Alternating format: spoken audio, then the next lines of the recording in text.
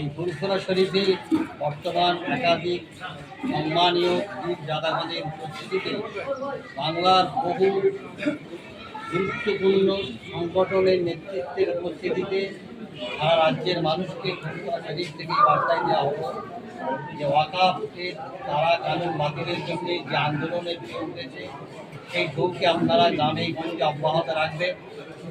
Brigade সভা আইনি জটিলতার কারণে স্থগিত হয়ে গেছে, তার মানে শেষ হয়ে যায়নি।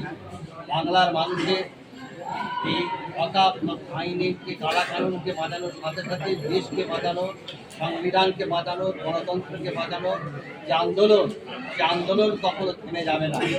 তাই আপনারা যেভাবে আন্দোলন চালিয়ে যাচ্ছেন শান্তির সাথে, শৃঙ্খলার সাথে, দেশের নিয়মকানুনকে মেনে প্রশাসনের সঙ্গে সহযোগিতা করে এই আইন লড়াই চলবে এবং আমাদের আজকে সবার সিদ্ধান্ত অনুযায়ী একটা ঘোষণা আপনারা শুনেছেন যে সেইভাবেই ব্রিগেড সভা যাতে সফলতার সাথে আমরা পৌঁছাতে পারি তার প্রক্রিয়া আবার আজ থেকে শুরু হলো।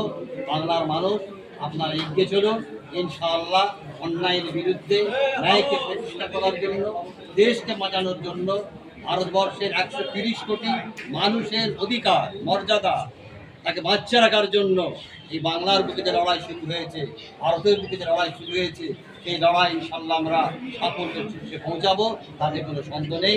শুধু ধৈর্যের পরীক্ষা আমাদের নিতে হচ্ছে, এই ধৈর্যের পরীক্ষায় আপনারা কেউ নিজেদেরকে হারিয়ে ফেলবেন না। এতটুকুই আজকে সভা থেকে আমাদের মূল বক্তব্য উঠে।